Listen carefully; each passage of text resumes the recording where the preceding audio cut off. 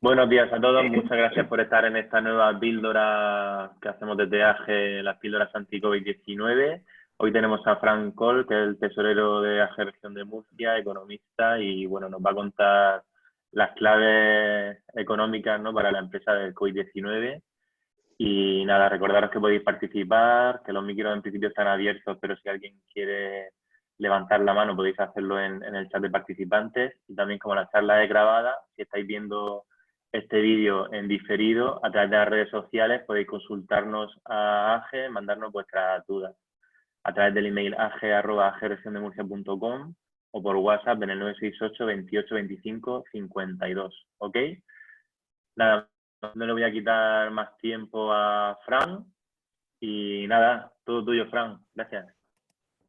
Pues muchas gracias, David. Bueno, antes de nada quería preguntarte, tú vas a moderar las preguntas, ¿no? Entiendo, o sea, estás atento si alguien tiene alguna duda. Sí, yo estoy atento. De todas maneras, si alguien Vale, quiere perfecto. participar de forma ordenada, pues nada, yo voy dándole la palabra si quiere.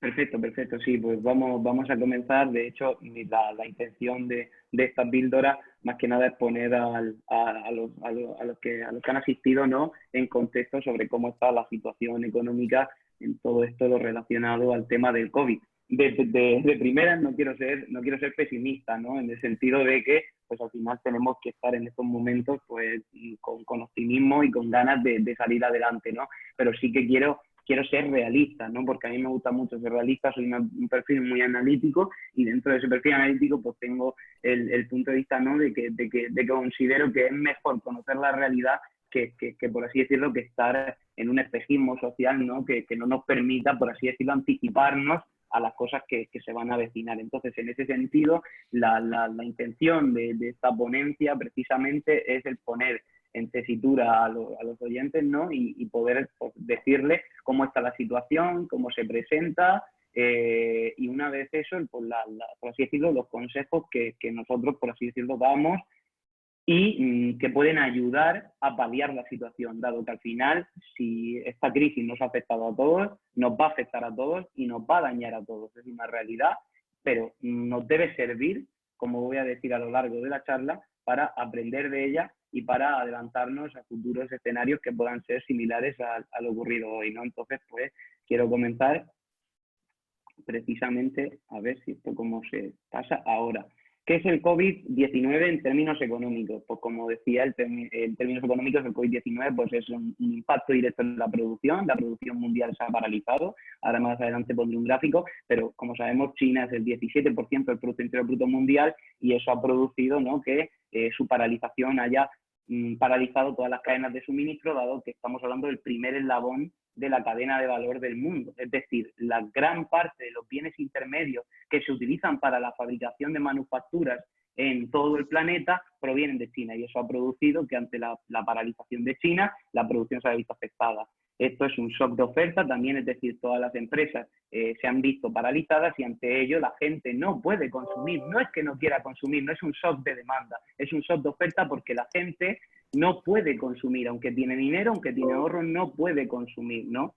Luego, una interrupción en la cadena de suministro, como he dicho, que impactaba en la producción, aquí lo podemos ligar con el primero, y luego las repercusiones financieras que tienen este tipo de cosas en las empresas, ¿no? El COVID en general pues es este tipo de escenarios.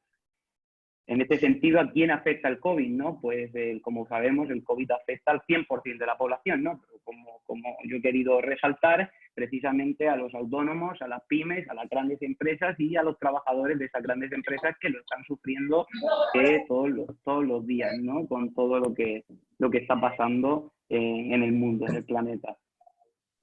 Precedentes del COVID, pues tenemos la gripe española, tenemos el SARS, tenemos la gripe aviar y la gripe A. No obstante, y es lo que quería añadir aquí, se han intentado hacer muchas estimaciones en base a los cálculos sobre la gripe española, SARS, gripe aviar o gripe A.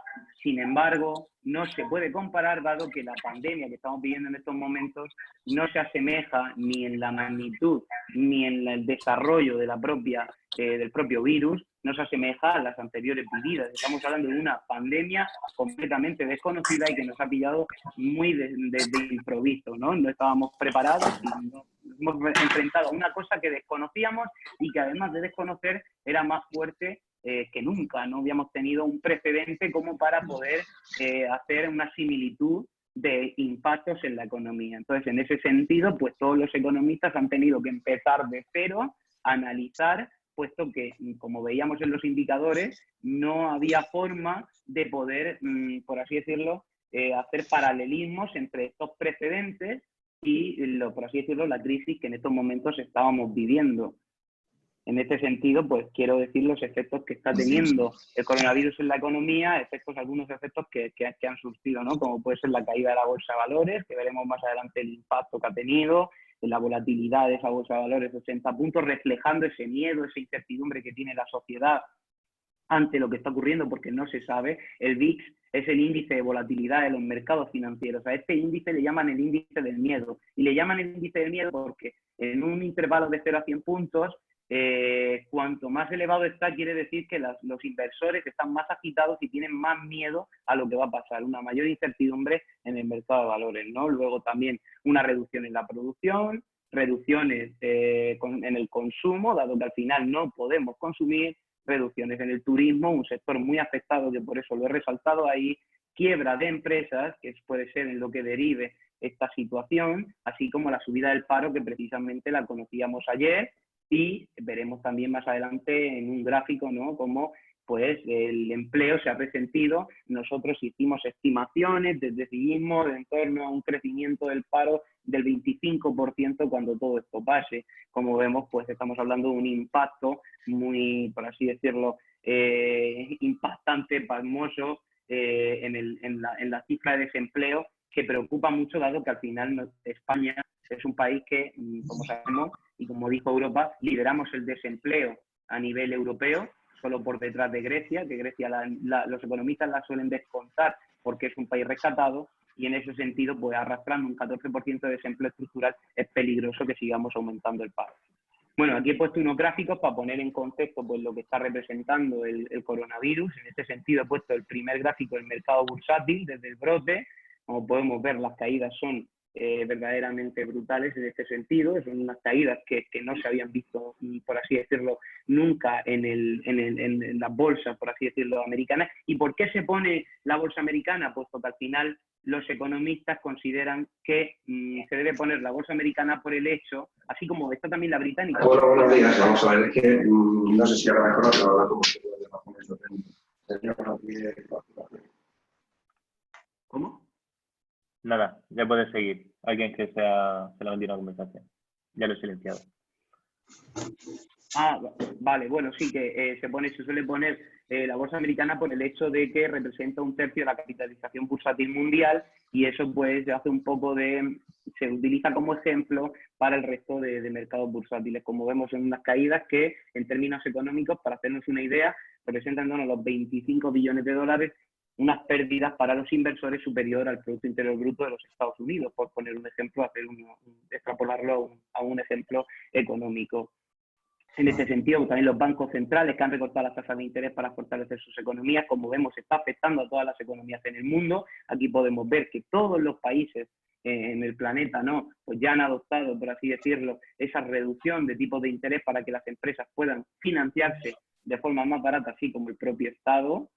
Luego, más de 100 países impusieron restricciones de viaje por el coronavirus. Esto pues muestra también pues ese bloqueo mundial en el tránsito de personas, ese bloqueo mundial que se produce a la globalización, que lo está produciendo el coronavirus de forma directa, dado que, como vemos, casi todo el planeta en estos momentos se encuentra cerrado, justificando así pues esa paralización en el comercio que estamos viviendo, que ya la Organización Mundial del Comercio, como veremos adelante, ya ha previsto pérdidas por un valor, estamos hablando del mes pasado, era de 50.000 millones de dólares, 50 billones de dólares, ¿no?, que representan las pérdidas en comercio en estos momentos. Luego, las reservas de vuelos, pues también podemos ver cómo los vuelos han caído también muy drásticamente, dado ese bloqueo, ¿no?, que está representando el comercio, y esto pues daña la economía, dado que al final no solo hacemos vuelos por turismo, sino que existen unos vuelos comerciales, como puede ser los vuelos comerciales, que veremos más a continuación en un gráfico, que, por así decirlo, generan relaciones entre empresas y eso produce negocio, incrementa el Producto Interior Bruto. Entonces, en ese sentido, pues el que no haya vuelos, pues sigue dañando la economía. Reservas en restaurantes, también hay un gráfico que muestra muy bien, pues por así decirlo, índices de consumo, ¿no?, de la sociedad, como vemos, al estar cerrados, pues han desplomado cerca casi al 100% de lo que debe ser las reservas que estaban haciéndose, ¿no?, en meses anteriores, y que ahora, pues ante el bloqueo, pues se ha paralizado. Y es que está la economía paralizada. Es lo que trato de exponer con todos estos gráficos, de que no ves, como decía, muchos menos vuelos comerciales, como vemos, se han reducido también al mínimo en comparación con otros años, y es que la economía en estos momentos se encuentra muy paralizada, y esto pues hace que estos gráficos sean así, ¿no? Luego, la caída en las ventas, pues estamos hablando de la caída en las ventas de coches, de automoción, un sector muy importante porque tiene un gran peso en la economía mundial y que se suele utilizar ya incluso como indicador económico. Las matriculaciones, los economistas usan mucho este indicador. Como vemos, en China se han desplomado un 92%, pero es que a nivel mundial la venta de automóviles en estos momentos se ha desplomado un 96%. Esto es un sector que además conozco muy bien, dado que al final mi familia trabaja para el grupo Renault, y en ese sentido pues lo conozco de primera mano, y es que, como digo, pues la venta de vehículos se ha desplomado un 96% en el mundo, indicando así pues esa contracción que está viviendo la economía en estos momentos, ¿no? Luego, la recuperación del oro. Este gráfico lo pongo dado que representa muy bien ese miedo de la gente. El oro, como sabemos, está considerado un activo refugio. ¿Qué quiere decir que el oro suba? Quiere decir que la gente se está refugiando en el oro. ¿Y por qué se refugian en el oro? Porque no confían en el resto de activos financieros que se encuentran en el mercado. En este sentido, cuando el oro sube mucho, porque la gente está concentrando su ahorro, por así decirlo, su patrimonio en valores como el oro, quiere decir que el resto de la economía tiene una gran incertidumbre y los inversores no se atreven a invertir en otros activos financieros, como puede ser la renta variable o como puede ser incluso la renta fija, ¿no?, la deuda soberana, que debería ser la deuda de los países, que en estos momentos ya se considera un activo de riesgo ante la situación que estamos viviendo. Y por eso me parece muy ilustrativo este gráfico, dado que al final refleja ese miedo de los inversores, que cuando los inversores tienen miedo, recordemos que estamos hablando de un indicador adelantado de la economía. Es decir, los inversores siempre suelen anteponerse a lo que va a pasar en la economía. Cuando vemos a unos inversores que muestran miedo, el resto de la sociedad, al cabo de 2 semanas, debe tener miedo por la economía, dado que al final estamos hablando de un indicador adelantado, como le llaman todos los economistas, ¿no? Luego también el precio del petróleo, como vemos, también en mínimos, porque justamente con esta crisis sanitaria y económica se ha producido una guerra del petróleo por esas tensiones que están derivando de las paralizaciones, y ha provocado que esto se haya ido a mínimos. Y este es el gráfico del que hablaba con la producción de China, porque este gráfico muestra, en primer lado, el gráfico, el de la izquierda, el mapa, perdón, muestra China antes de la paralización de la producción. Eso, el círculo amarillo que se muestra ahí, al final todas esas zonas amarillas son mide la actividad productiva en China antes de el coronavirus a 1 de enero, y después vemos a 10 de febrero la otra imagen, como el mapa directamente no concentra ninguna zona amarilla notable como para decir que la producción ha seguido. Quiere decir, la producción del mayor productor del mundo se ha paralizado, y ha paralizado por completo la economía, y es lo que la conclusión que están tratando de transmitir todos los economistas para tratar de por lo menos relajar la situación, ¿no? Porque no estamos hablando de un problema que solo esté acechando a España, sino que estamos hablando de un problema que está acechando a todo el mundo. China ya parece que empieza a recuperarse, pero todavía quedan unos meses de adaptación, y reanudar la actividad económica en su totalidad pues no es fácil. En este sentido, la OCDE, ante todas esas gráficas, pues ya ha comenzado a reducir las previsiones de crecimiento, ¿no? Como vemos para la zona euro, que estaban en torno al 1,3, ahora se sitúan en torno al 0,7, y ya, como veremos aquí, ya se sitúan, las previsiones ya muestran unas mayores reducciones en los crecimientos. De hecho, como decía el otro día ya el vicepresidente Luis de Guindos, Europa va a entrar en recesión. Pero aquí sí quiero dejar un mensaje. Estamos viendo muchos mensajes en las redes sociales, en la prensa, que dicen que Europa va a entrar en recesión. Y es verdad, pero no tenemos por qué asustarnos por oír recesión. Sí debemos ser cautos con ella, pero no debemos por qué asustarnos, dado que al final una recesión significa un descenso, una contracción por debajo del 0% del Producto Interior Bruto durante 2 trimestres consecutivos. En este sentido, lo que está reflejando es que los sectores, por así, o sea, no, los países no están produciendo todo lo que producían el año pasado. Entonces, en ese sentido, debemos entenderlo así. Es decir, ¿por qué es una recesión económica? Pues es una recesión económica porque este año hemos perdido 2 meses sin producir. Y claro, si perdemos 2 meses sin producir, todos sabemos que precisamente nuestra producción a final de año se va a ver mermada. Y eso es una recesión económica. No hay que tener miedo porque digamos recesión. No es un desequilibrio como vivimos en 2008, sino que es una paralización de la producción mundial que ha provocado que esto, por así decirlo, no nos deje producir y ante ello nuestro Producto Interior Bruto se ve muy mermado. Aquí tengo el impacto por ejemplo, el Producto Interior Bruto según la duración. Como he dicho en numerosas ocasiones, esto es muy importante, dado que al final estamos hablando, por ejemplo, de las previsiones de crecimiento que hasta ahora se han arrojado, todas llevan integrado, por así decirlo, esa depreciación temporal conforme va pasando el tiempo. En ese sentido, por eso es tan importante que salgamos de esta situación cuanto antes, puesto que cuanto más tiempo estemos metidos en la crisis del coronavirus, pues más vamos a caer. ¿Y por qué vamos a caer más? Pues como he dicho antes, lo que significa recesión es que producimos menos que antes y cuanto más meses estemos dejando de producir, pues menor va a ser esa producción acumulada a final de año y menor va a ser nuestro Producto Interior Bruto. Entonces, en ese sentido, pues debemos saber eso, ¿no? Que la recuperación va a ser más difícil en función de los meses que pasen, puesto que al final dejamos de producir y todas esas pérdidas se van acumulando, dado que al final el Producto Interior Bruto se mide en términos acumulativos. Luego, aquí he puesto unos gráficos para que puedan ver, pues, por así decirlo, cómo están las perspectivas de la situación actual de la economía española en base a la sociedad. Es decir, este estudio lo ha hecho KPMG.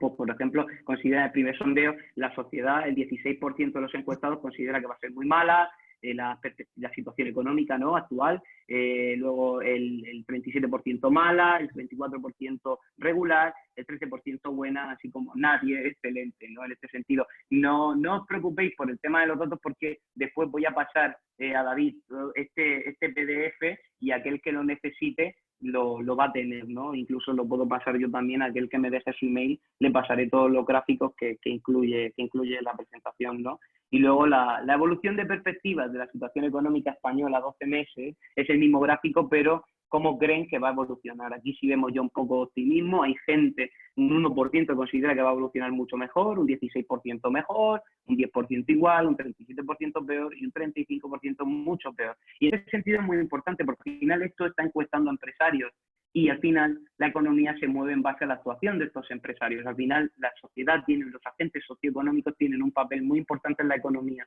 y si la confianza es plena, la economía se recuperará antes. Por eso, de hecho, los economistas miden mucho indicadores de confianza, ¿no?, que al final pues tratan de medir cómo va a actuar la gente ante la situación que estamos viviendo, ¿no? Por otro lado, pues, ¿están las empresas españolas preparadas para el COVID?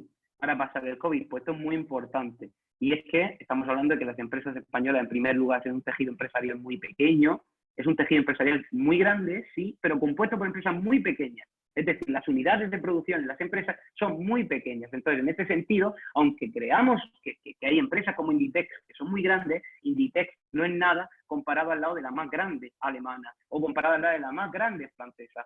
Y en este sentido es por eso que tenemos el 99,88% de nuestro tejido empresarial representado por pymes. Pymes que en un 89% poseen menos de 10 empleados, lo cual, esto es muy importante, por las medidas que está adoptando el gobierno, ¿no?, en este sentido. Luego, la caja media en España es de 57 días. ¿Qué significa la caja media? La caja media quiere decir el tiempo que la empresa española puede pasar pagando costes fijos sin obtener ni un solo ingreso. Es decir, 57 días son los días que una empresa española de media puede estar pagando costes fijos sin obtener ni un ingreso. A partir de 57 días, esta empresa no tiene liquidez. No tiene liquidez para, por así decirlo, afrontar más costes. Y tiene que o cerrar o tirar de patrimonio personal si es que dispone de él, ¿no? En este sentido, como vemos, 57 días parece mucho, pero estamos hablando de que estamos a la cola de la liquidez de Europa. En un cómputo, Francia, 2 empresas francesas, cogemos, si dividimos toda la liquidez de las empresas francesas entre la totalidad de empresas francesas del índice bursátil francés, el CAC, estamos hablando de 2 empresas francesas acaparan toda la liquidez de las empresas españolas.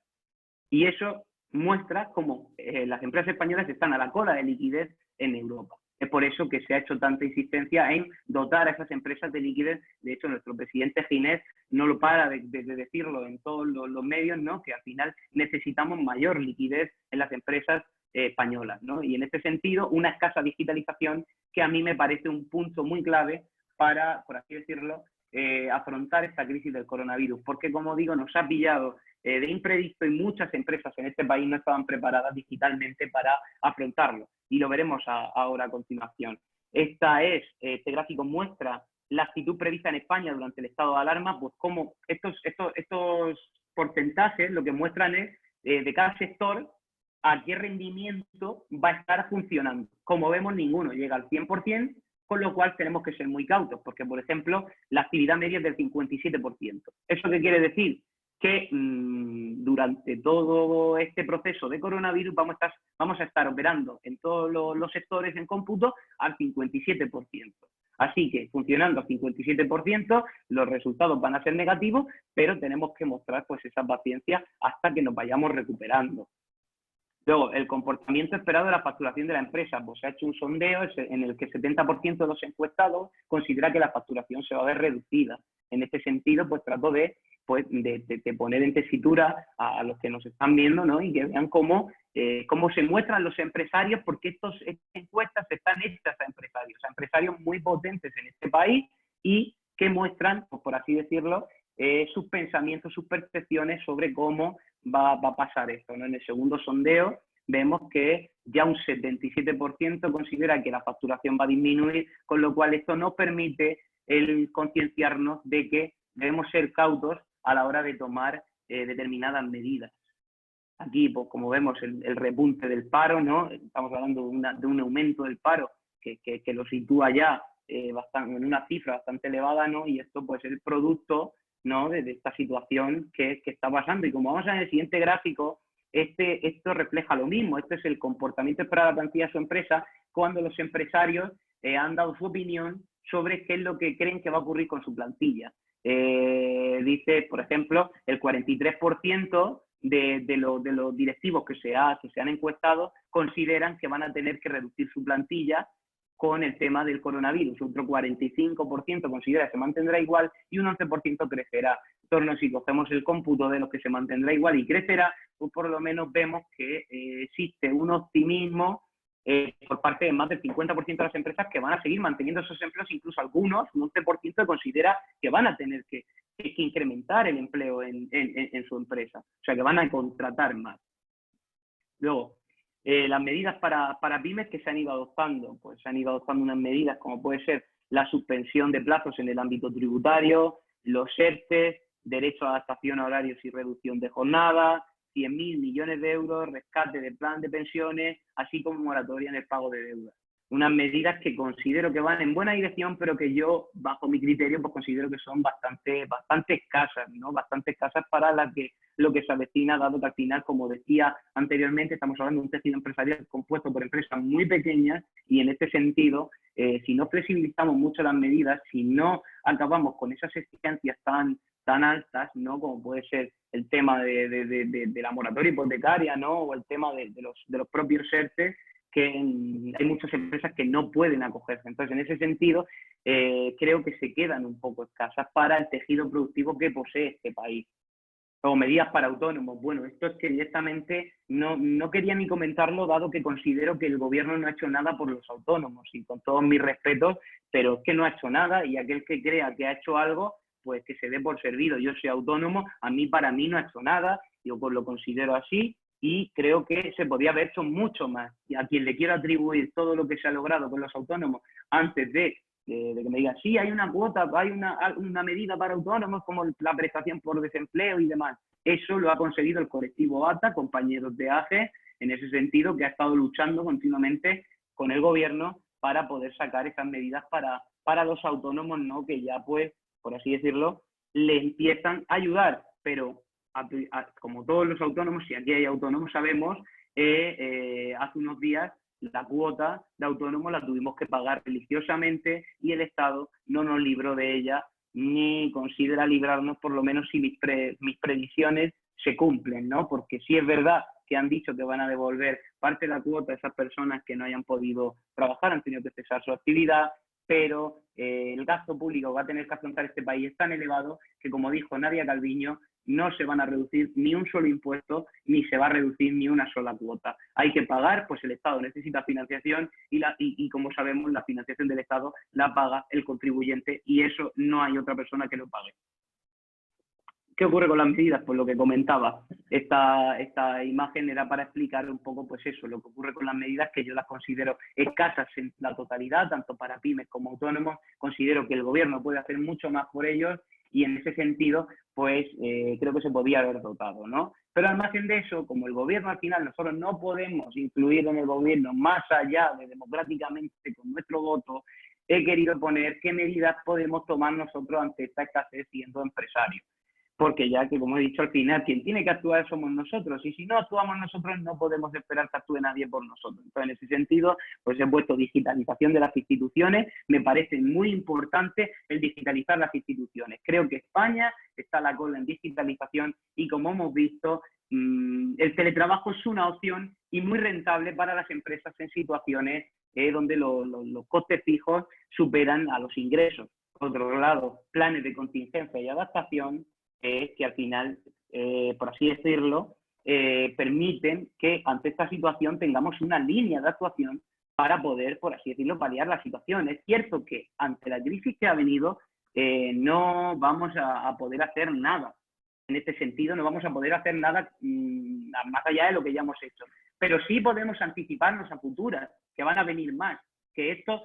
La economía, como dicen los economistas y como decimos los economistas, es cíclica. Y en ese sentido, las recesiones vendrán más adelante y como ha ocurrido a lo largo de la historia, pues vamos a ir creciendo, decreciendo en función de los ciclos económicos. Y luego otra cosa, BBVA Research considera que podría haber una recaída en octubre y noviembre cuando las temperaturas vuelvan a bajar del coronavirus. Entonces, si implantamos ya estas medidas, a esa recaída, que ojalá no se dé, pero que si se diese podría afectarnos, a esa recaída sí podríamos enfrentarla con medidas como las que voy a decir a continuación. Entonces, en ese sentido, pues planes de contingencia, adaptación, como decía, stock de emergencia, es decir, si eres un proveedor de bienes básicos, si eres proveedor de un bien que aunque esté el coronavirus no te va a afectar, tienes que disponer de un stock de emergencia, porque al final estamos hablando de un gasto diferido, es decir, adelantar un gasto para una situación en la que vas a precisar y no vas a poder, dado que la cadena de suministro, la cadena de valor está paralizada. Buena relación con los empleados, también muy importante. Y esto quiero decir muy importante porque a mí me parece clave la relación con los empleados en el sentido de, ahora llega un momento malo, hay que aplicar un ERTE, hay que adoptar unas medidas en las que tenemos que negociar con nuestros empleados y tenemos que decirles la situación en la que estamos. Las empresas, y así lo han considerado los economistas, que mejor política de relación tenía con los empleados, así como una mejor gestión de equipos y demás, los economistas han concluido de que esas empresas se han adaptado mejor a las medidas que las tradicionales, ¿no? Las empresas que por su tamaño no disponen de eso. Entonces, en ese sentido, cuando nosotros tenemos una buena relación con los empleados, y por ejemplo, pongo el ejemplo de nuestro propio presidente de AGE, ¿no? Que tiene una relación magnífica con sus empleados, pues al final negociar con ellos para decirles la situación y llegar a unas conclusiones, pues al final es mucho más fácil y van a implicarse más con la empresa. En ese sentido, van a implicarse mucho más con la empresa y van a estar todos a una. Eso es muy importante y por eso quería recalcar lo de la relación con los empleados, porque es un tópico que se suele decir, pero no se suele decir el por qué. Se suele decir por el clima laboral, porque tu empleado esté contento, pero cuando llegan situaciones como estas, te das cuenta que negociar un ERTE con un tío que se considera, y permitirme la expresión, un tío que se considera parte más de la empresa, es mucho más fácil que hablar con un hombre con el que te llevan mal, con el que tenéis una relación muy distante y con el que no siente la empresa como suya, sino que la siente como un medio para producir su sueldo mensualmente. Entonces, en este sentido, quiero incidir mucho en eso. Muy buena relación con los empleados. Luego, reservas de liquidez, para poder ser más reservas de liquidez y concentrando capital para situaciones como esta, concentración de entidades financieras, que con esto quiero decir, pues, por ejemplo, trabajar con una entidad financiera propia, no tener diversificadas las entidades financieras. Esto lo pasa en mi familia. Mi padre, por ejemplo, tenía diversificado todo su negocio con más de 18 bancos y al final esto te hace como perder ese poder, esa fuerza de mercado ante el banco, dado que al final no concentras todo tu patrimonio en un mismo banco. En este sentido, yo creo que si tenemos una relación, elegimos un banco que nos trate bien, en el cual tenemos una relación íntima con ellos y demás, renegociar, reestructurar nuestra deuda cuando lo necesitemos va a ser mucho más fácil si estamos trabajando con 18 bancos, que al final pues tienes que renegociar deuda con 18 agentes y eso es muy difícil y nos lleva mucho tiempo. Luego, reducción de costes fijos e incrementos de costes variables, a poder ser estructuras dinámicas que permitan, pues, por así decirlo, en situaciones como esta, el adaptarnos, el reducir costes fijos, no tener, por así decirlo, ese dique de contención, de salida de capital, ¿no?, que al final nos puede llevar a una situación de una trampa de liquidez en este sentido y debemos concentrar más en el tema de los costes variables, que al final son los que podemos reducir cuando sean este tipo de asociaciones, así como renegociar con proveedores y diversificar la cadena de suministro, ¿no? Porque al final, si se para todas las cadenas de suministro a nivel mundial, yo creo que es necesario tener alternativas que, aunque más caras, aunque incrementen el valor, o sea, incrementen el precio de tu producto, pues te permitan salir adelante, te permitan seguir teniendo provisión de bienes, seguir teniendo una llegada de mercancías que en un mundo globalizado como en el que estamos, está muy bien el tenerlo con China, pero al final, si China se para, el resto del mundo no llega. Y nosotros no podemos vender produciendo ese shock de oferta que mencionábamos al principio. Como decía aquí, he puesto una titular de prensa, ¿no?, que decía como que hay que fortalecer los canales digitales, por ejemplo, aquellos que pueden vender online. ¿Por qué no tienen tienda online? Muchos comercios en España no se han adaptado al online. De hecho, fíjate cómo es la cosa, que la Organización de Estados Americanos prevé que el mundo crecería un 5% en el Producto Interior Bruto mundial si los pequeños autónomos en el planeta digitalizasen su venta. Es decir, si empezasen a vender online. Mucha gente no vende online y mucha gente en esta crisis se ha arrepentido de no habilitar un portal online para vender sus productos. Y como vemos, de la venta online sí que no ha parado en ningún momento. Pero aquí he puesto, por ejemplo, qué tipo de medidas ha puesto en marcha ya para prevenir o afrontar el impacto del COVID en su empresa. Aquí vemos un sondeo que se ha hecho a los directivos que hacíamos arriba y ver las medidas que han implementado conforme ha ido avanzando el coronavirus, ¿no? Por ejemplo, vemos que el teletrabajo en un 96% ha aumentado, la reducción de viajes, suspensión de eventos, refuerzo de medidas de higiene, planes de comunicación y así como una relación de muchas medidas, pero que refleja a su vez lo poco preparadas que estaban las empresas españolas, porque el 96% de los encuestados hayan implantado o hayan incrementado el teletrabajo, significa que no lo teníamos implantado anteriormente. Y eso pues nos deja un poco, por así decirlo, nos deja un poco en el limbo cuando ocurren situaciones como esta.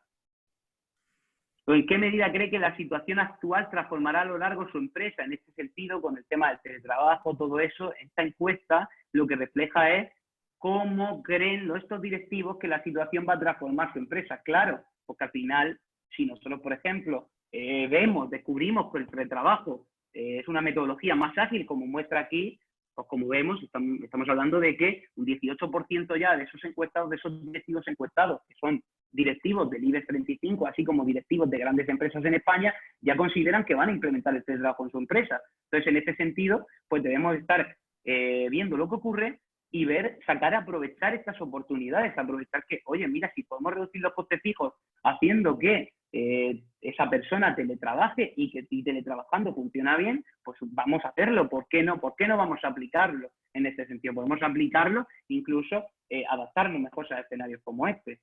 Luego, el comportamiento esperado de la inversión. Pues es cierto que el comportamiento de la inversión en estos momentos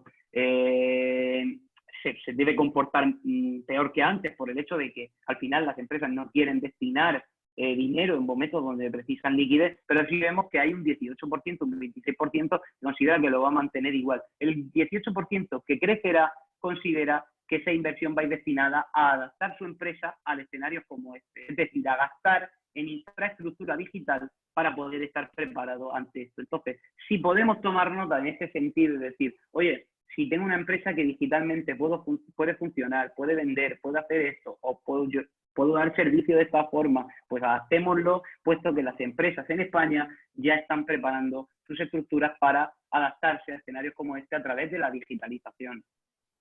Como vemos aquí, he puesto una imagen de las apps más descargadas durante el COVID. Como podemos ver, tanto en Google Play como en App Store, son justamente la app que estamos utilizando hoy para ver esta charla, ¿no? Que es la aplicación de Zoom. ¿Esto qué quiere decir? Pues quiere decir precisamente que no disponíamos de infraestructuras para conectarnos digitalmente. Que en el siglo XXI, que en 2021, en 2020, donde presumes de llevar un Tesla y después no tienes una aplicación para conectarte con tu amigo digitalmente o con tu compañero de trabajo. Esa es la situación de este país. Entonces, debemos ser digitales y debemos serlo mucho más. Somos digitales, pero debemos serlo mucho más y esta imagen lo muestra muy bien. Luego, medidas propuestas, por ejemplo, desde nuestra institución, desde Civismo, que es donde yo estoy de jefe de estudios, pues aquí hay unas medidas que hemos propuesto nosotros que como voy a compartir después el PDF, pues las podréis leer más a fondo, dado que al final pues estas medidas son un poco más extensas, ¿no? Pero es un elenco de las 10 medidas que nosotros hemos considerado prioritarias para, por así decirlo, paliar la situación mejor y hacer que la situación que atravesamos para nuestra empresa, pues, por así decirlo, amaine, ¿no? Pues, ¿cómo va a evolucionar la economía? Esto es algo que se ha preguntado mucho todos los economistas y están diciéndolo continuamente en la televisión. La gente, hay muchos que lo entienden, otros que se piensan que estamos diciendo el abecedario continuamente porque dice recuperación en U, en V, en W, en L. Pues esto es muy fácil.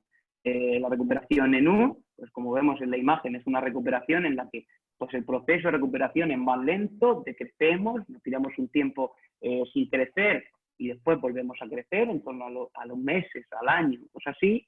La recuperación en V, que es una recuperación inmediata, una recuperación en la que nosotros nos recuperamos una vez termina todo esto. Recuperación en W, esta no la suelen decir los economistas, pero esa la he puesto yo porque quería recalcar. Recordemos, al principio he dicho que BBVA Research estimaba que por octubre podía haber una recaída. Si hay una recaída, la recuperación que va a vivir la economía en este sentido va a ser una W. No va a ser ni una U ni una V, va a ser una W. Y de momento los economistas ninguno la ha previsto, pero yo la he querido poner puesto que puede ser que sí se dé. Y luego la recuperación en L, que es la que esperemos que no ocurra. Fue la recuperación que vimos en 2008, fue la recuperación que dañó tanto nuestra economía y que en este sentido pues esperamos que no ocurra porque no, vamos, o sea, es la más dañina para la economía y de momento ya todos los economistas, eso es cierto, y ahí quiero transmitir un poco de optimismo, la han descontado. Han descontado esta recuperación y ya pues están barajando tanto la U como la W o la V. Pero la L ya se descuenta, dado que al final pues la economía no posee tantas fisuras como si poseíamos en 2008, que hablábamos de empresas muy endeudadas, hablábamos de unas hipotecas que no tenían respaldo colateral, no había quien pagase esas hipotecas, hablamos de activos basura y de mucha basura que se estaba acumulando debajo de las alfombras. Esta vez hemos barrido la alfombra, tenemos un poco de basura, pero la hemos barrido bien y no la vamos a pasar como la que pasamos en 2008. Pues los sectores más afectados. Aquí quiero decir los sectores más afectados que van a ser precisamente el turismo, la hostelería, la construcción y el sector del automóvil. Aquí, si tu sector no está dentro de esto, pues puedes respirar. Los que sí estamos dentro de este sector, pues sí nos asustamos un poco más, ¿no? Porque al final estamos hablando de que pues el turismo va a ser el sector más afectado, eso debemos saberlo, va a ser el sector más afectado porque al final es un sector que tiende a relacionar a unos ciudadanos con otros y esto acaba produciendo pues que ante el miedo que hay en la sociedad, porque hay un miedo y el miedo es real, la gente no viaje, y menos a España, donde somos junto a Italia el epicentro del coronavirus. O sea, entonces, en ese sentido, si quiero poner aquellos que tengan negocios dentro del sector turístico, pues decirle pues que con todo mi corazón, ¿no? Pero que se resista, porque el turismo es un sector que se adapta muy bien, es un sector que tiene mucha presencia en nuestro país. Estamos hablando del 10,4% del PIB mundial del sector turístico, así como el 20% de todo el empleo generado desde 2013. O sea, un sector muy estratégico para la economía mundial, pero que en estos momentos se va a ver un poco resentido hasta que ese miedo de la sociedad se vaya reduciendo. Luego la hostelería, muy ligada al sector turístico, así como la construcción y el automóvil. ¿Y por qué la construcción y el automóvil? Porque, como sabemos, la construcción y el automóvil son bienes, por así decirlo, bienes duraderos, y en ese sentido precisan de grandes inversiones. Y como sabemos, cuando hablamos de esta, lo que menos va a hacer la gente es meterse en una casa o meterse en la compra de un vehículo. Primero va a coger y va a tratar de, por así decirlo, ver cómo evoluciona su economía y después ya verá qué hace. Pero comprarse una casa y y comprarse un coche son cosas que precisamente no van a hacer y que por eso dañan el sector. Aquí este gráfico, que también lo he puesto porque lo considero muy interesante, muestra qué áreas o procesos de la empresa está afectando más la crisis del coronavirus. Estos directivos de los que hablaba anteriormente vuelven a decir qué sectores, qué áreas de su empresa se están viendo más afectados. Como vemos, muy elevado por así decirlo, cómo está afectando esta crisis a la liquidez, a lo que las empresas tenemos muy poca liquidez, así como vemos pues el 63%, el 49% de la estrategia comercial, el suministro de clientes 43% debido a la baja digitalización que tenemos y la venta online, y la comunicación con empleados 43%. Si esta comunicación con empleados fuese digital, no tendríamos un 43%. Entonces, como decía, es muy, por así decirlo, muy impactante ver que el 43% de estos directivos de grandes empresas digan que es un problema el no comunicarse con sus empleados.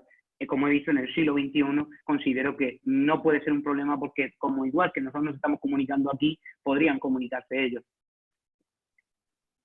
Esto es el empleo que se ha perdido. Este gráfico muestra el empleo que se ha perdido por sectores. Como vemos, los sectores más dañados precisamente son los que más han destruido empleo, que son el sector servicios, que es el sector del turismo. Recordemos que el sector del turismo ha creado 2 de cada 10 empleos generados nuevos durante todo el proceso que va desde 2013 hasta la actualidad. O sea, 2 de cada 10 empleos que se han creado en el mundo desde 2013 los ha generado el sector turístico. En este sentido, por eso el que sea tan abultada esa gráfica de destrucción de empleo en el sector servicios.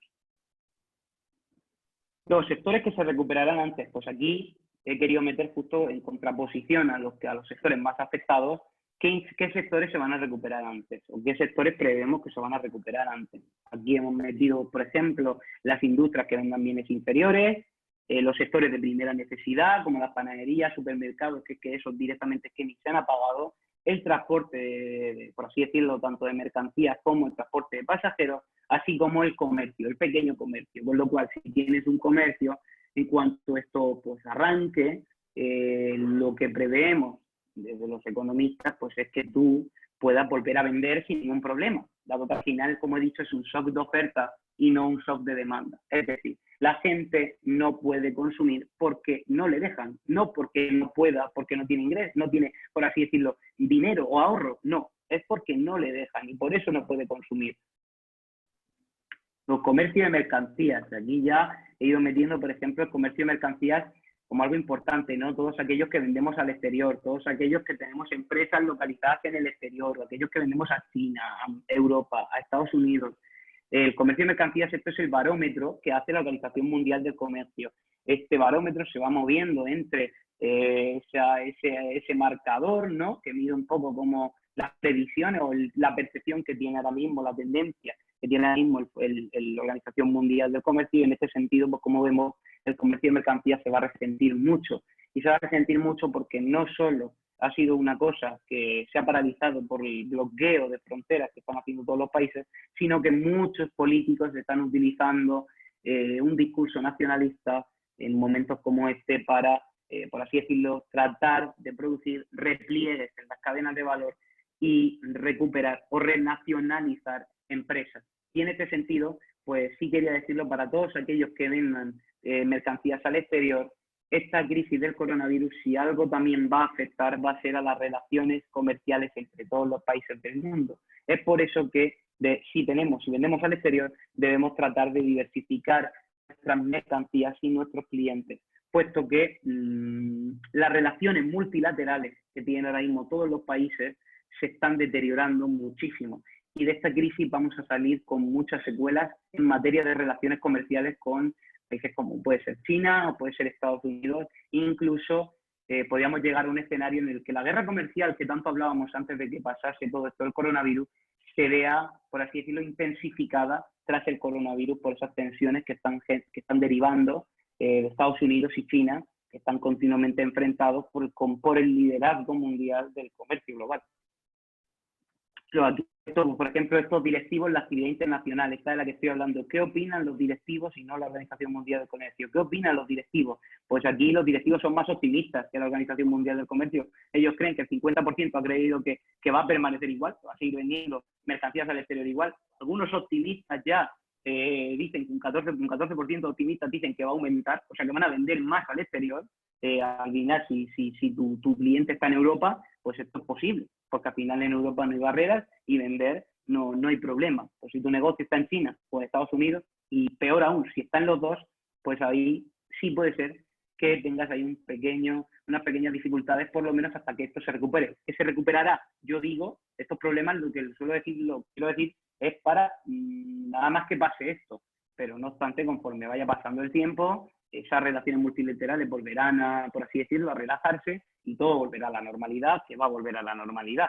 Y en este sentido, pues el 13% considera que se reducirá y el 23% no tiene presencia internacional, por lo cual no ha opinado en este sentido.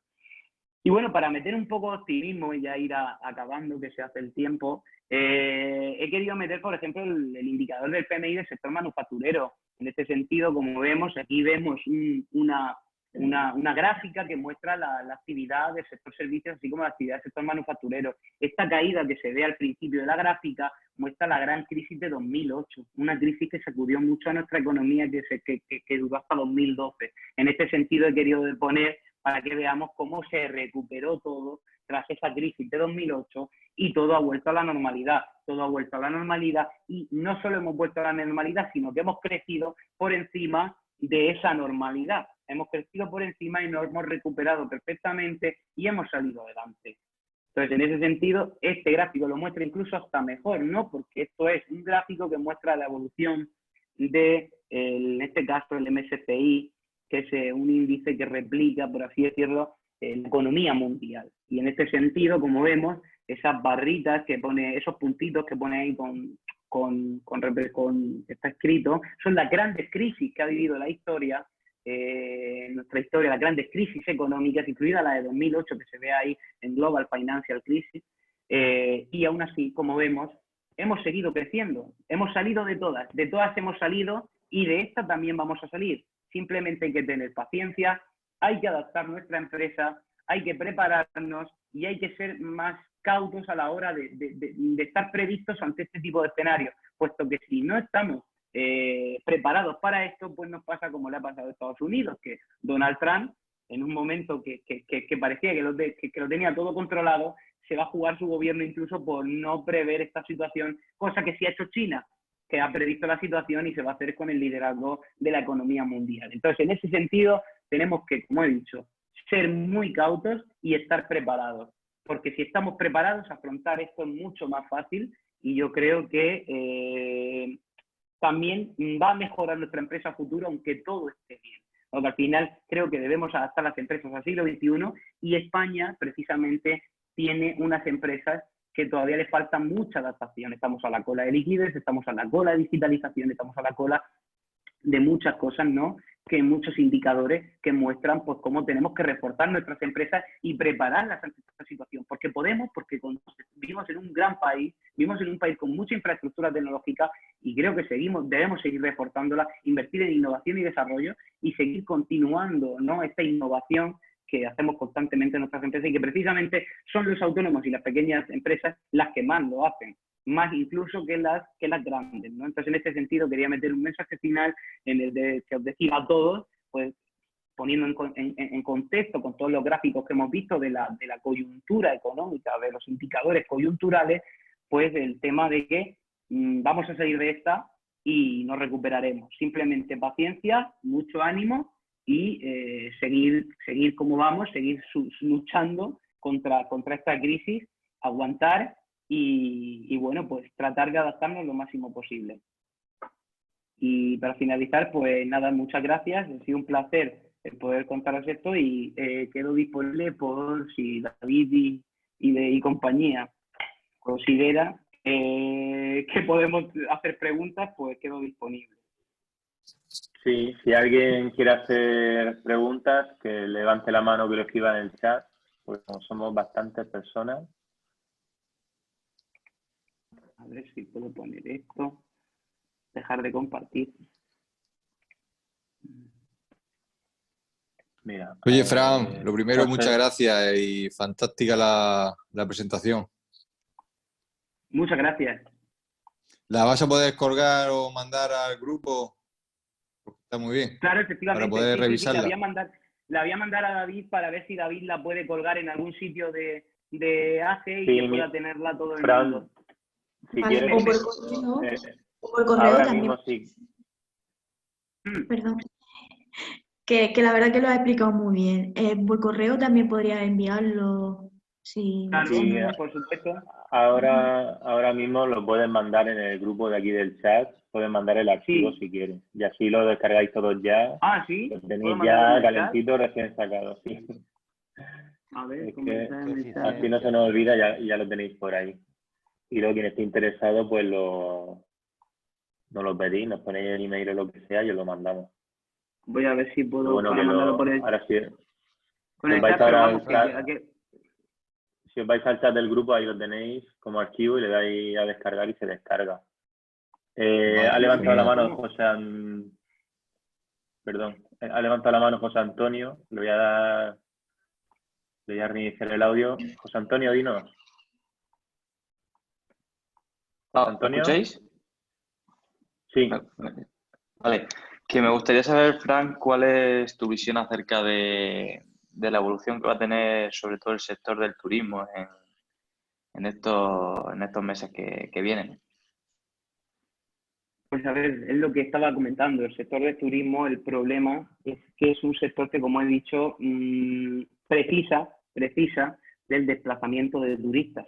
¿Y qué ocurre? Que es un sector que ha sido el más dañado de esta economía, de esta crisis, ha sido el sector más dañado. De hecho, las pérdidas que considera, yo pertenezco, soy analista para la Organización Mundial del Turismo, el Foro Mundial del Turismo. Entonces, en este sentido, es un sector que ahora mismo conozco bien y es un sector que ha sido muy dañado. Las pérdidas que preveía la Organización Mundial del Turismo, la WTO, estamos hablando que eran de 500.000 millones de dólares, ¿no? O sea, son unas pérdidas que ningún sector se ha tenido que enfrentar durante esta crisis, ¿no? Entonces, en este sentido, pues la evolución va a ser difícil. Va a ser muy difícil porque se van a enfrentar a muchos problemas de cierre de empresas. Estamos hablando en este sector, sí que lo digo claramente, van a cerrar muchísimas empresas y estamos hablando de que, por ejemplo, hay empresas en nuestras playas, en las playas de Murcia, que concentran el 70% de toda la actividad turística de la región de Murcia, hay que recalcarlo muy bien, que se van a ver muy afectadas. Estamos sumando el problema del Mar Menor con el problema de la crisis del coronavirus. Entonces, en este sentido, cuando tú te vas a la playa, tú hablas con el hombre del chiringuito, al que sueles ir a tomar el café, te das cuenta que esa persona, con los ingresos que hace en los meses de verano, vive todo el año. ¿Qué pasa? Que si esa persona, en los meses de verano precisamente, que son los picos de demanda del sector turístico, no ingresa y encima tú le quitas la apertura que tenía en Semana Santa, estamos hablando de que el ingreso se reduce a cero. Es decir, el ingreso es igual a cero. Y en este sentido, pues lo va a pasar muy mal. Entonces, ¿qué es lo que tiene que hacer el sector turístico para adaptarse? Pues el sector turístico lo que tiene que hacer es hibernar. Es hibernar en el sentido de cerrarlo todo lo que pueda y esperar a que todo esto pase. Porque probarse a abrir en un momento en el que puede ser que tengas que abras y te veas asumir costes fijos y no los recuperes con ingresos, puede ser, por así decirlo, el dardo que ya directamente mate al negocio, mate al comercio, lo acabe con él, ¿no? Porque es que está asumiendo muchos costes que, por otro lado, pues puede que no ingrese y es un riesgo que a veces pues cuesta asumir. Pero bueno, que todo depende también de la liquidez que tenga ese negocio, ¿no? Si ese negocio, estamos hablando de una persona que tiene muchos ahorros, que puede responder con su patrimonio, incluso tenía un plan de pensiones y puede tirar este año, puede tirar el plan de pensiones, pues va a pasarlo mucho mejor que otra persona en el patrimonio, pero si no tiene patrimonio, efectivamente, pues va a pasarlo muy mal, porque este año los ingresos por turismo y muy intensificadamente en la región de Murcia se van a ver mermados e incluso mermados a cero, es decir, no van a ingresar. Desgraciadamente es un sector que está muy dañado y que va a ser muy complicado que lo pase, la verdad. Perfecto. Volverá a recuperarse, pero es un sector que es difícil que lo pase este año, me quiero referir. Es difícil que este año vaya a recuperarse. Y por lo menos hablo de un índice de confiabilidad de un 90%. Vale, muchas gracias, Fran. Nada, Carlos Díaz acaba de levantar la mano. Vamos a... Sí. A ver, Carlos, ¿me oyes? Ahora sí, se te oye. Gracias. Muchísimas gracias por estar ahí, está súper genial. Y, Fran, tengo una pregunta. Muchas gracias. El tema de la automoción se va a ver... No, de verdad. El tema de la automoción se va a ver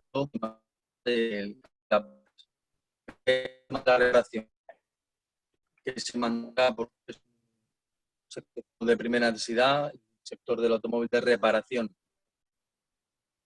A ver, es que no se ha escuchado bien, Carlos, perdona. Es que no se ha cortado. Se ha cortado. ¿Puedes, Carlos, escribirlo en el chat?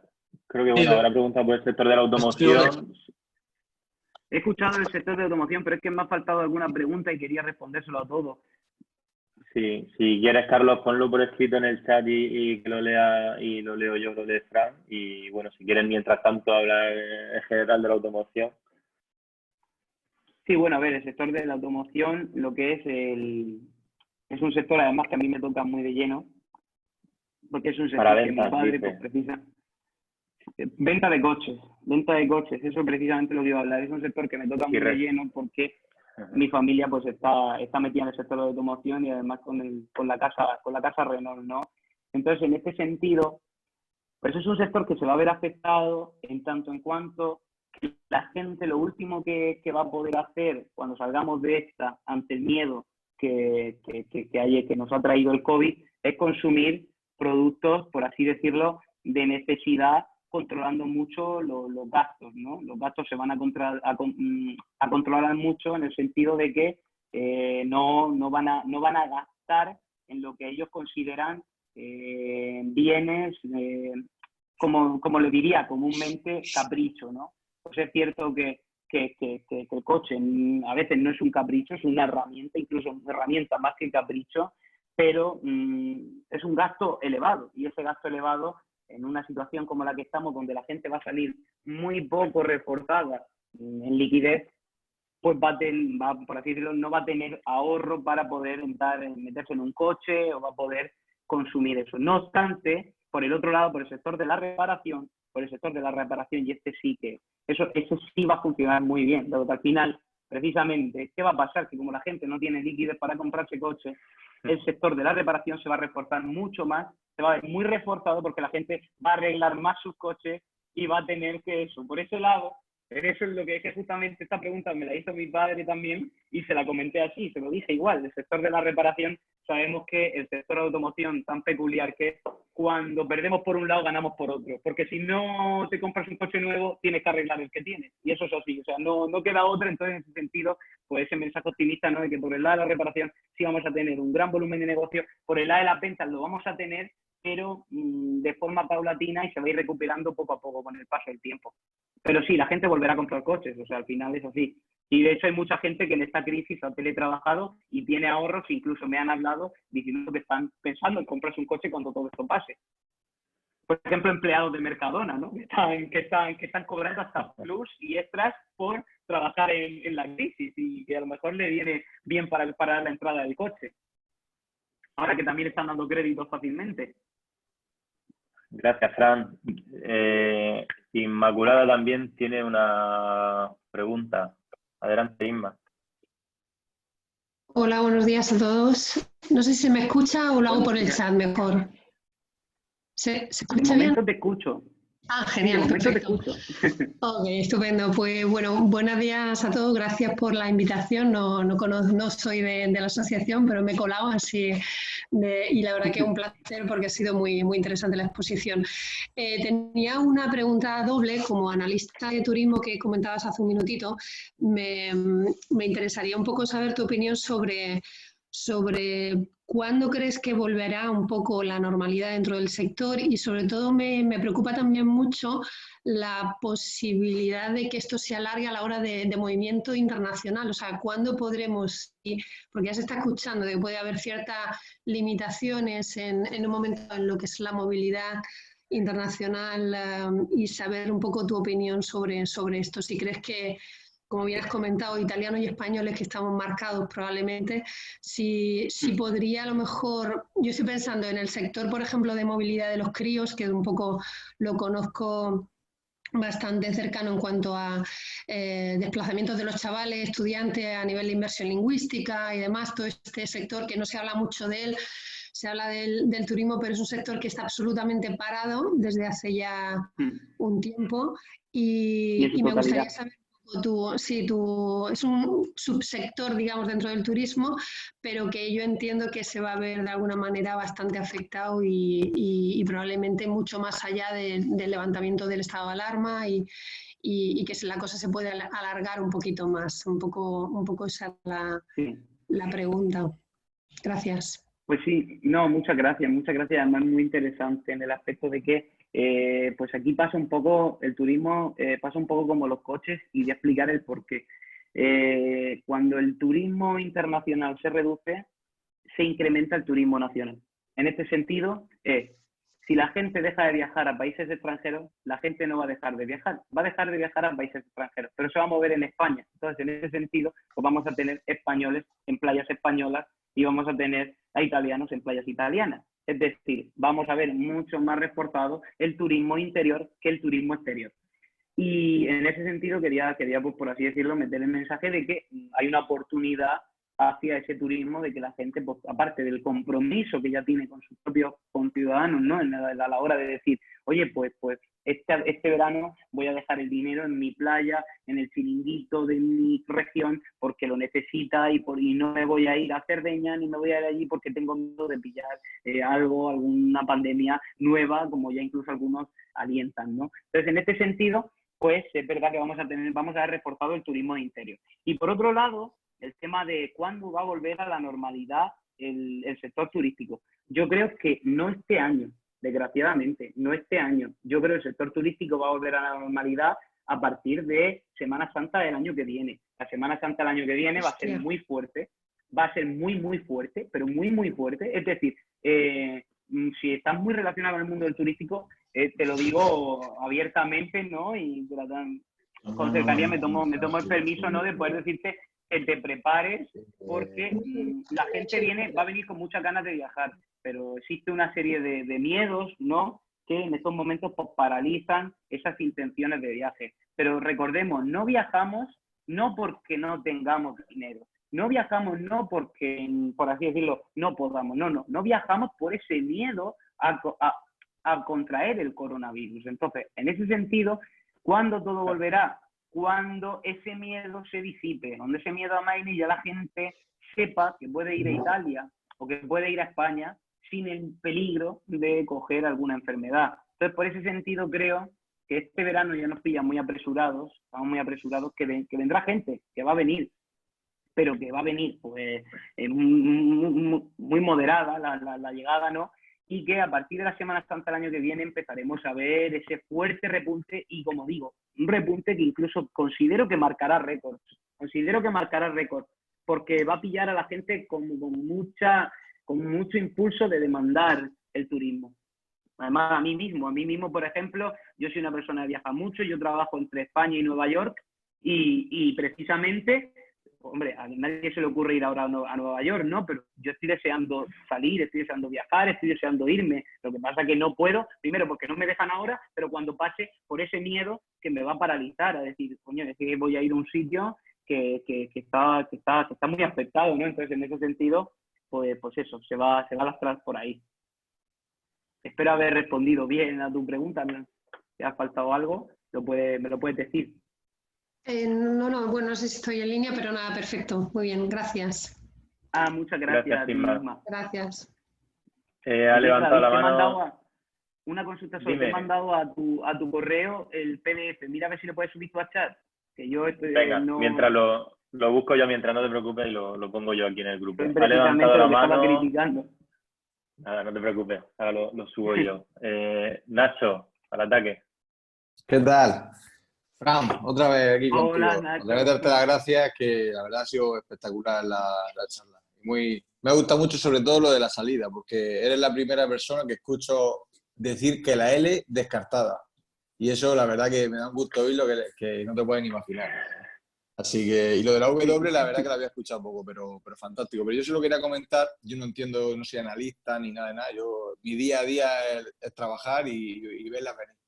Comentaba en una de las gráficas la subida del oro, que sí, siempre se habla cuando hay pérdida de credibilidad en el mercado, pues se refugia la gente en el oro. Pero la gráfica ya anteriormente, un par de meses antes, estaba por encima de la que está actualmente. No sé si es que ya teníamos una pérdida anterior a que pasara esto. Pero bueno, simplemente Efectivamente.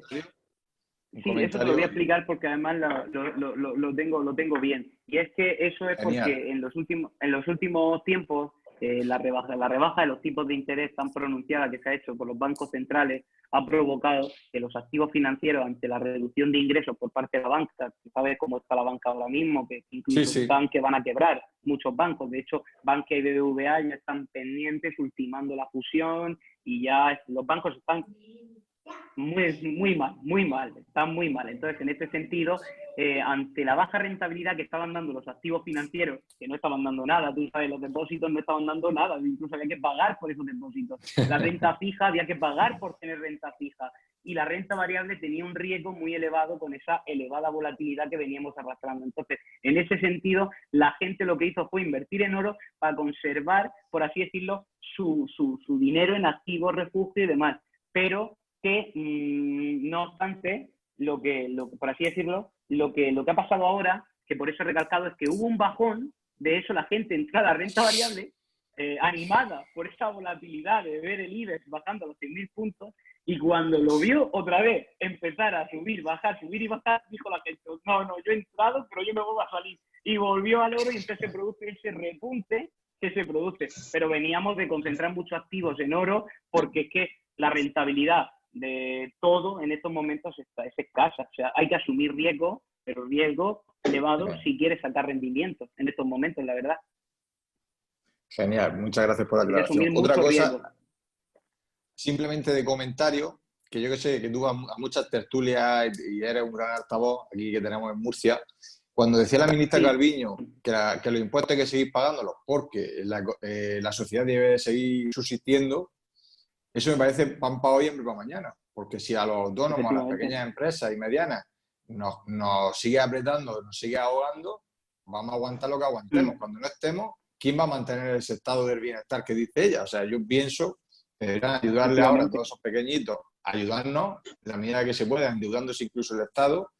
Y hostia, y si nosotros somos al final quien pagamos ese día a día, pues que podamos seguir para adelante y hay una liquidez el día de mañana, porque las empresas seguimos trabajando y seguimos, no queremos echar a la gente, que queremos tenerla, que esté bien, que cobre lo mejor que podamos pagarle, e incluso contratar más, que parece que los empresarios somos el malo, que queremos ahora aprovecharnos de la situación y echar a la gente, y nos están penalizando. Yo creo que uno de los principales problemas que tenemos los empresarios, porque no sabemos qué va a pasar después de esto, esa incertidumbre que nos está generando este gobierno, de que parece que lo único que van a hacer va a ser ponernos palos en la rueda en vez de ayudarnos. El otro día hablaba con un amigo que está en Estados Unidos, seguramente tú lo sabrás mejor que yo, porque fue un comentario, me decía que Donald Trump le ha hecho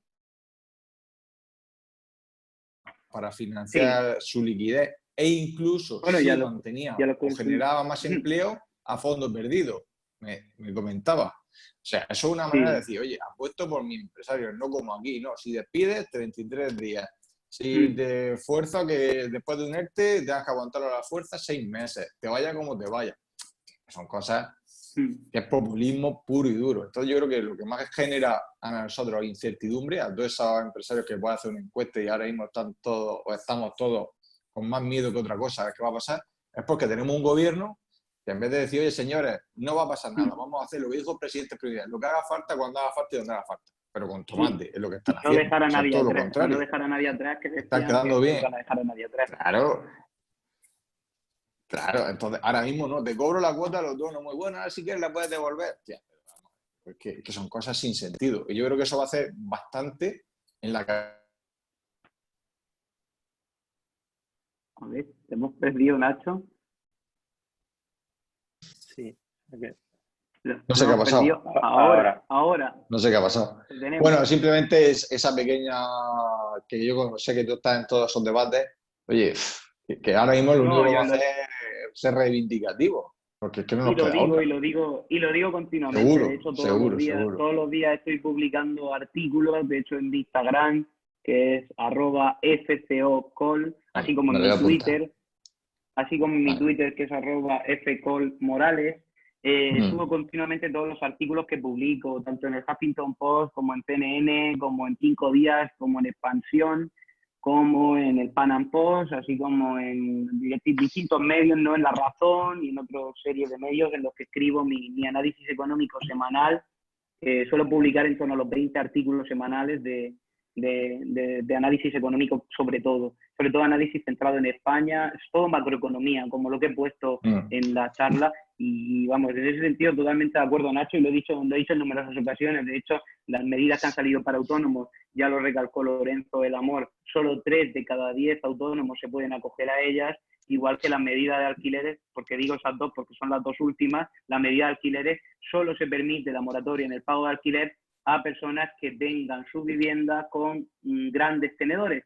Y esos grandes tenedores representan únicamente el 4% del parque total del mercado del alquiler. Con lo cual, una medida para autónomos que solo se pueden acoger el 30% y una medida para alquileres que solo se puede acoger un 4%, para nada es no dejarse nadie atrás. Tú lo sabes, para nada claro, es no dejarse nadie atrás. Te estás dejando a más de la mitad de la población fuera, que tiene que seguir pagando tanto su alquiler como su cuota de autónomo. Y eso, pues la verdad que precisamos de una... Bueno, pero es que ya incluso está para todas las formaciones políticas. La calidad de los políticos no está siendo a la altura. Eso. Entonces, hay una frase que me gusta mucho, que se suele decir mucho en mi oficina últimamente, y es la de vamos a salir de esta pese a los políticos. Y eso es lo que va a pasar. Vamos a salir de esta pese a los políticos. Yo creo que la gran diferencia de los países en la forma de salir de esta crisis va a ser en la actuación de la política que tengan con las empresas. Efectivamente. Al final nos afecta a todos por igual, porque todos estamos cerrados, estamos confinados, estamos sin poder producir, sin poder trabajar, bueno, la gran mayoría, pero al final la manera de salir va a ser la diferencia que nos marquen los políticos. Porque si te ayudan, tú y a mí lo del autónomo, te doy dinero si cierras, pues si para el 75% de los ingresos, tía, que me estás diciendo que cierre, que lo mejor que puedo hacer es que cierre. Y ya está. Me está subvencionando que cierre. Ejemplo, en vez de lo contrario, ¿no? Te ayuda a que no cierre. Te ayuda... Hostia, es que no entiendo, es verdad. Si le da más miedo, le está dando más miedo a la gente los ERTE que los despidos. Y es como digo yo, que no os dé miedo cuando escucháis que una empresa ha hecho 70.000 personas en un ERTE. Si un ERTE lo que significa, precisamente lo decía anoche en televisión, un ERTE precisamente lo que significa es que las empresas están adoptando los mecanismos que ha adoptado el Estado para poder adaptarnos y no despedir a la gente. Claro, y cuanto más ERTE veamos, más felices debemos ser. Es decir, correcto. Más gente se va a reincorporar pues cuando esto pase. Nosotros hemos hecho un ERTE. Efectivamente, y luego la cifra, precisamente mi padre, si sigue Carlos por aquí, del mundo de la automoción, Renault ha tenido que plantear otro ERTE y estamos todos igual, o sea, al final es así. Nosotros no hemos hecho un ERTE porque precisamente mi empresa, dentro del análisis económico, le estamos trabajando a BBVA, Research, le estamos trabajando a muchas empresas, ¿no?, de análisis económico, y por eso no hemos hecho un ERTE. Estamos trabajando más que nunca, pero bueno, que si no hubiésemos tenido que hacerlo, incluso se lo plantearon al inicio. Al inicio no sabíamos cómo iba a evolucionar esto. Incluso yo hacía el análisis mensual, semanal que diga, y lo digo aquí, hacía el análisis para Actualidad Económica, el suplemento económico del mundo, y esta semana me llamaron y lo han cancelado porque no pueden seguir pagando. Van a hacer un ERTE y no pueden seguir pagando. Y mira que es El Mundo. Es un suplemento del mundo el más leído en economía. De ahí salgo yo, sale Daniel Lacalle, sale Juan Ramón Rayo, salen todos, o sea, salen todos los economistas. En ese sentido, que la cosa, pues eso, se pone un poco difícil, pero bueno, con esperanza y a salir de esta, que vamos a salir. Y luego, un par de puntualizaciones. Yo, como sabes, tengo sobre todo una de mis empresas de retail, la más grande que tengo de tema retail. Decían que en China, ahora, cuando han abierto un poco la mano para las restricciones, han bajado un 70% la venta en retail en China. Imagino que aquí pues, debemos salir igual, no vamos a salir de golpe en espantada. Imagino que también vamos a tener ahí una bajada en afluencia, en venta en las tiendas, como es normal. Está subiendo el online, también hay que decirlo. El retail se va a recuperar. El retail se va a recuperar en tanto en cuanto sube el online. Porque el que te compra online es porque no te está dejando de comprar en retail. Entonces, el retail se va a recuperar muy rápido. Se va a recuperar muy rápido porque son bienes que la gente se puede permitir. Bienes que, por ejemplo, mucha gente que ha teletrabajado, eso no se está contando.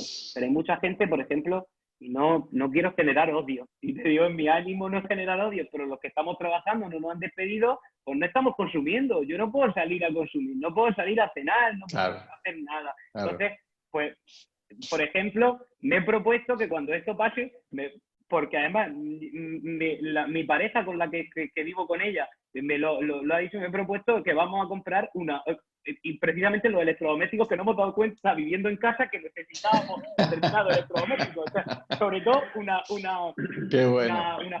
aspiradora portátil. Entonces, en ese sentido, con esos ahorros que se están generando ahora, pues voy a tratar de comprar eso. Exactamente.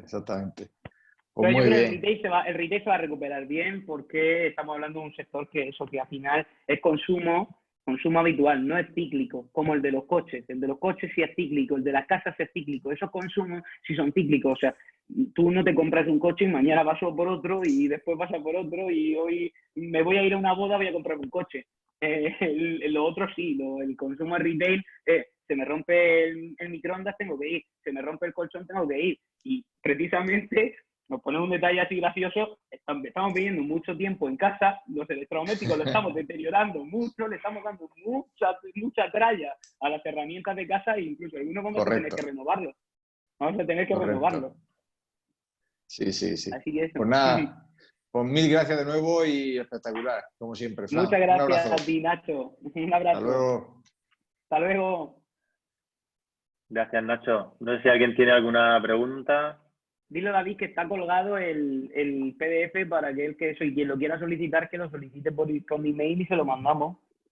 Sí, o lo colgamos en la web, podríamos colgarlo también en la web. El PDF está ya aquí en el chat, lo podéis descargar del chat antes de que cerremos. Claro, no sé si lo veis, pero si os vais al chat os podéis descargar. Han puesto una pregunta, Patricia Pérez Alcaraz. Sí. Patricia, espera que te voy a dar la voz. Adelante, Patricia.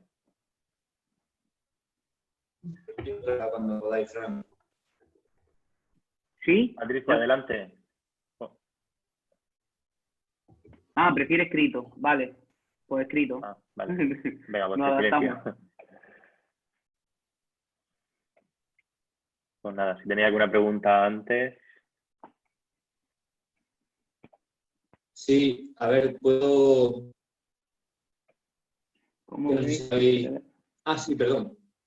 Sí, Ginés, ¿eres Ginés? A ver, tengo la pregunta de Patricia. Pues viene Patricia. Es Manu, me parece. Manu está preguntando, que soy yo. Sí. Estoy preguntando, que no veo en el chat el PDF. Fran, ha sido una delicia escucharte. Muchas gracias, Manuel. Muchas gracias. Si te vas al chat al scroll hacia arriba, verás que sale un símbolo de un PDF que pone las claves económicas del COVID. Es que lo mismo aquí en el móvil, porque como estaba en un webinar en paralelo con Level Up. Sí, pues mira, ahí lo tienes. Vale, lo veo. Si no lo localizas, me lo dices y te lo paso por WhatsApp. Pero vamos, que lo vamos a subir a la web o por redes. Vale. No Sí, te lo preocupes. subimos a la web y que así todos lo tengan en la web porque puede ser Lo útil, pondremos, además incluye mucha lo información. vamos, Me gustaría que todos la tuviesen, la verdad, porque incluye muchos gráficos con encuestas y demás que analizando en detalle pues te pueden un poco orientar, ponerse en el contexto de dónde estamos, ¿no? Y cómo está afectando.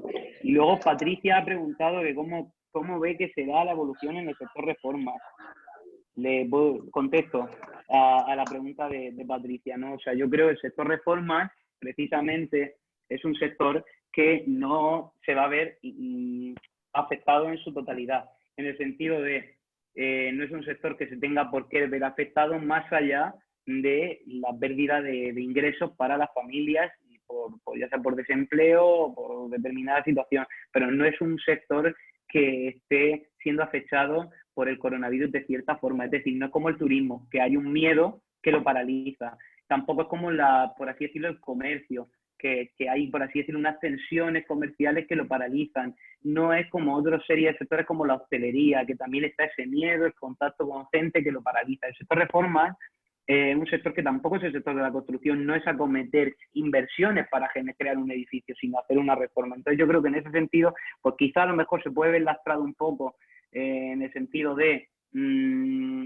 alguna persona que tenía que hacer una reforma en una casa y lo paraliza y lo deja para más adelante, pero no va a haber no se va a ver afectado como para estar preocupándonos por él.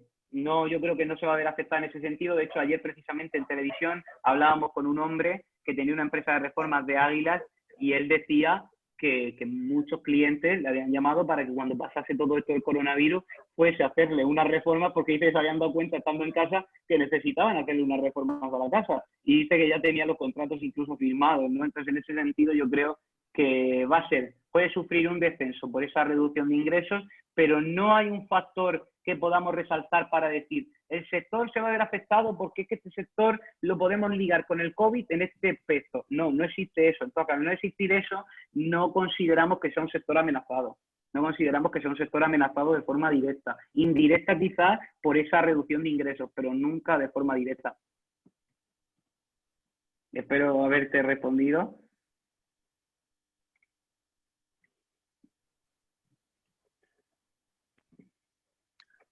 Vale, ¿alguna preguntita más? Muchas gracias a ti, Patricia. Muchas gracias a ti, Patricia. Sí. Fran. Sí. ¿Me dais la palabra, David? Sí, Ginés, adelante. Ginés, cuéntame. Bueno, enhorabuena, Fran, un lujazo de presentación. Y muchas gracias, me gusta mucho. Estoy deseando volver a verla otra vez porque lo estoy viendo por el móvil, no he podido pasar el enlace al portátil. Y algunas cosas no las estoy oyendo muy bien y antes se me ha caído la conexión y no he pillado lo del tema de alquileres. Creo que habéis hablado sobre los alquileres. Y a mí me han preguntado algunos compañeros de la Asociación de Comerciantes que qué pasa con el tema de los propietarios de bajos que se los tienen alquilados a comercio, tanto de hostelería como de comercio retail. ¿Qué pasa con eso? ¿El gobierno va a destinar alguna ayuda? Según dicen las asesorías, hay obligatoriedad de pagar el alquiler por parte del inquilino. Pero claro, por otro lado, algunos están diciendo que si se puede perdonar el alquiler durante el confinamiento, que si se puede hacer alguna flexibilidad, no sé, me gustaría que me comentara si sabe algo sobre eso. Pues mira, muchas gracias a ti, Ginés, la verdad, muchas gracias, amigo. Además, a ti precisamente fue la última persona que te vi con Aje, en un evento de Aje, con la última que estuve. Estuvimos allí juntos hablando y tal. Y me ha gustado que estés aquí otra vez, que nos podamos ver aquí en la charla, la verdad. Y mira, a ver, es una pregunta interesante además de las que yo me he centrado mucho en estos últimos días, porque se hablaba del tema de los alquileres para familias, pero en ningún momento se hablaba de alquileres para empresas. Te digo por lo que yo lo sé por mi familia. Mi familia tiene negocios hosteleros en la región de Murcia, el restaurante Morales es de mi familia y el restaurante Morales es propiedad, pero tienen varios bajos que son alquilados, que los tenemos nosotros alquilados, lo que es a otras personas que somos nosotros los arrendatarios, no los arrendadores, o sea que nosotros somos los que pagamos el alquiler. Entonces, en ese sentido, Lo que nosotros hemos hecho ha sido negociar con estos inquilinos y con estos arrendadores para decirles que, por así decirlo, no sean un poco flexibles a la hora del pago del alquiler y no nos den capacidad para el pago del alquiler. No hemos tenido ningún problema y renegociando con proveedores está funcionando muy bien. Ahora bien, si el proveedor el arrendador básicamente no te reduce el alquiler o no es flexible en este sentido, si es porque es un banco, de acuerdo con lo que ha dicho el gobierno, los grandes tenedores, en lo que sí se integraría a la banca, deben dar la moratoria en el pago de alquiler. Entonces, en este sentido, si atendemos al gobierno, lo que ha dicho el gobierno, esos inquilinos van a poder, por así decirlo, acogerse a esa moratoria, porque un banco es un gran tenedor. Un banco es un gran tenedor y ahí sí podrá acogerse. Ahora bien, hay que leer y voy a informarme para decírtelo bien, porque hay que leer la letra pequeña y ver cómo se puede acoger a esa moratoria, porque como digo, todo es muy bonito cuando lo decimos públicamente con el escudo del gobierno de España atrás y todo este tipo de cosas, pero luego le metemos mucha letra pequeña que ya no nos deja. Entonces, en ese sentido, voy a tratar de informarme bien porque a priori te digo que sí, porque es lo que ha dicho el gobierno. O sea, te puede acoger a la moratoria un gran tenedor es un banco, pero no he leído, es cierto que no he leído esa letra pequeña.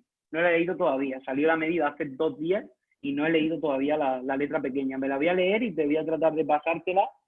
Y así la tiene. Como moratoria se entiende retraso en el pago, ¿no? Una prórroga en el pago.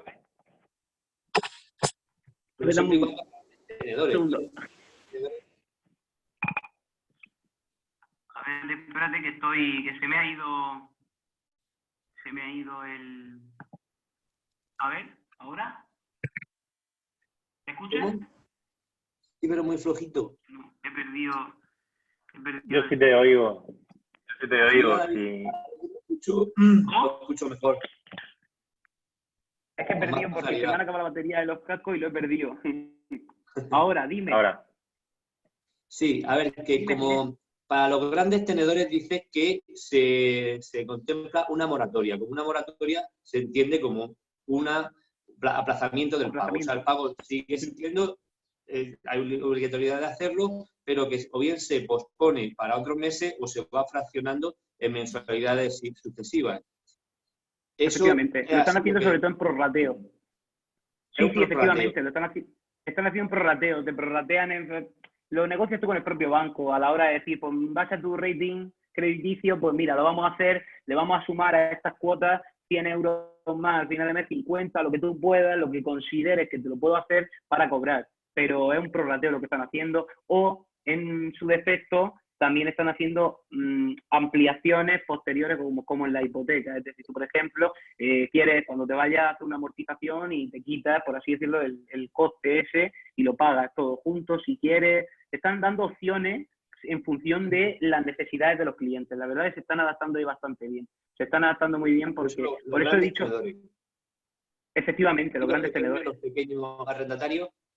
No, los pequeños no. O sea, si tú, por ejemplo, o sea, los pequeños ya tienes que ir tú a negociar directamente con él.